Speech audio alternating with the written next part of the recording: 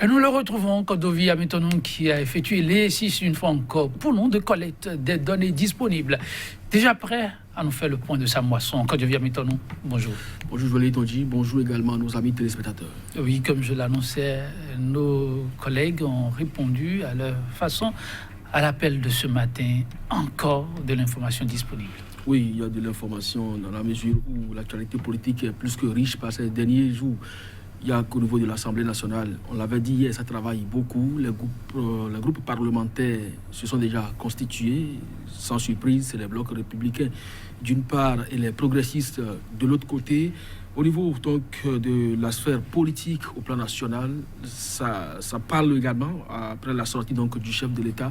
Les opposants ont donné de la voix. D'autres citoyens également apprécié la sortie du chef de l'État.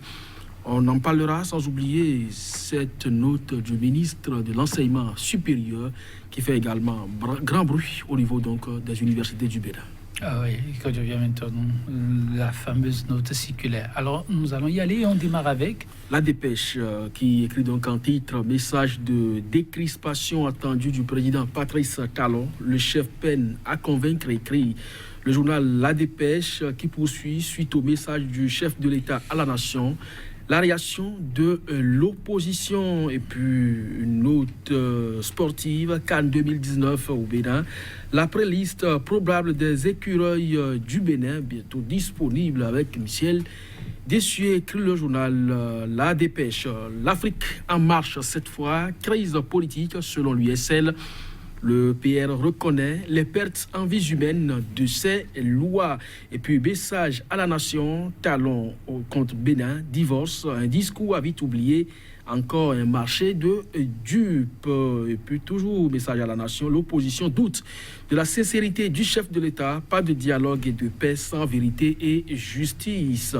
Le confrère de la matinée, après la sortie médiatique du chef de l'État, les forces politiques de la résistance répliquent.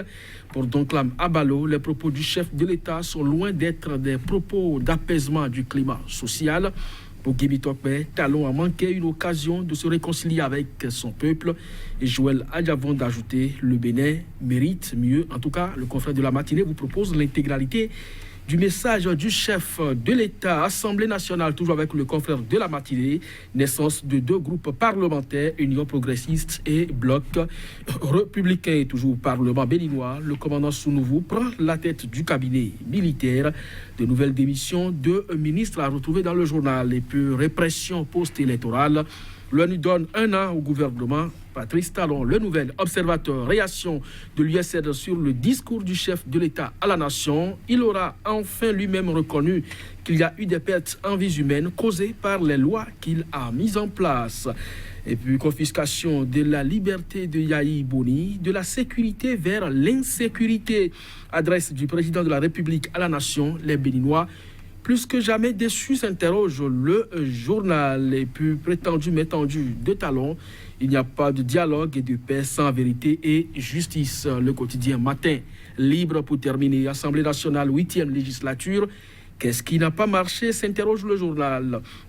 L'opposition à propos de la métendue, un autre marché de dupes et puis ouverture de postes dans les universités nationales du Bénin. La vive réaction de l'intersyndicale Joël Tonji. Merci Kodovi Ametonon. Nous allons démarrer avec le confrère de la matinée. Adresse de Patrice Talon à la nation. Les forces politiques de la résistance donnent à leur tour de la voix. Et là, c'est toute une série de réactions que le confrère de la matinée nous propose, un dossier. Ah oui, puisque le journal a proposé également en retour l'intégralité donc du message du chef de l'État, donc des propos à lire, à comparer, pour se faire aussi son opinion.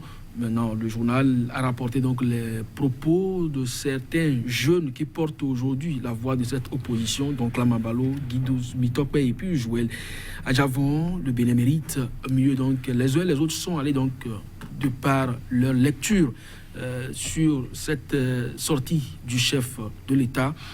Les forces politiques donc de la résistance ont répliqué. Les propos du chef de l'État sont loin d'être des propos d'apaisement du climat social. Lorsque vous êtes membre de l'Union sociale libérale. Et là, c'est donc la Mabalo. Vous êtes donc membre de l'Union sociale libérale et on parle d'apaisement. Vous auriez donc souhaité quand même que votre président d'honneur puisse rentrer librement au pays et qu'on dise que du jour au lendemain, on va procéder et de façon sincère et honnête à la relecture de la charte des partis politiques et pourquoi pas, si possible, reprendre les élections pour reprendre donc les propos de certains acteurs politiques. C'est comme ça, la calmie donc pourra revenir donc à la maison. Pour Guy Mitokpe, Talon a manqué une occasion de se réconcilier avec notre peuple. Pourquoi il le dit, lui seul sait, mais quand on lit entre les lignes, vous avez comme l'impression que le chef de l'État, au cours de son adresse, n'a pas cité le nom de la victime béninoise enlevée, donc dans la Pendjari par exemple. Il n'a pas fermement condamné ce qui s'est passé à Kadiaoun, les premiers et deux, pour situer un peu les responsabilités. Donc, interpeller si possible l'armée, par exemple, dans son rôle trouble qu'elle a eu donc à jouer dans les pertes en vies humaines enregistrées à ce niveau. Donc, une manière pour ces acteurs politiques pour dire qu'ils sont restés un peu sous leur soif. Alors, le Bénin mérite mieux. On n'a pas besoin donc d'en arriver à ces extrémités-là. On pouvait régler en amont ces problèmes. Je crois que le dialogue annoncé par le chef de l'État ne sera donc durer dans le temps. Ce sera donc un peu plus tôt pour qu'on puisse donc aplanir les divergences, comme on l'a toujours appelé. Donc sur ce plateau, je l'ai dit, il s'agit du Bénin et il s'agit donc de la paix que chacun recherche à son niveau pour amorcer le développement. Et si toutes les têtes pensantes, toutes les filles, tous les fils également de ce pays doivent participer donc à la construction de la nation, il urge effectivement ce dialogue-là. Et comme le chef de l'État l'a souhaité, qu'il soit vraiment sincère et franc. Maintenant beaucoup le souhaitent. Nous restons avec le confrère de la matinée qui nous amène à l'Assemblée nationale. Formation de groupe parlementaire. On est définitivement situé. Les 83 se sont organisés pour avoir deux groupes. Je ne sais pas s'il faut parler de cette actualité parce que ça semble un peu ridicule. Ils sont républicains et progressistes, ils sont retrouvés à l'Assemblée nationale, ils se sont constitués en deux groupes parlementaires républicains et progressistes. Moi, je ne vois pas qui est vraiment matière à discussion à ce niveau-là, pourvu qu'ils travaillent à ne faire aucun cadeau au gouvernement. C'est le chef de l'État qui le leur a demandé et qu'il travaille effectivement à la relecture des lois à polémique qu'ensemble ils avaient adoptées dans une large majorité représentée aujourd'hui au Parlement pour que la paix revienne dans la maison. Le confrère de la matinée qui décidément a choisi d'aller dans la diversité. Ce matin, l'ONU donnerait un an au gouvernement béninois. Je crois que c'est suffisamment assez pour qu'il puisse quand même apporter de la lumière sur ces incidents survenus. On ne s'est jamais entendu, je parle de la République tout entière, sur le nombre de morts.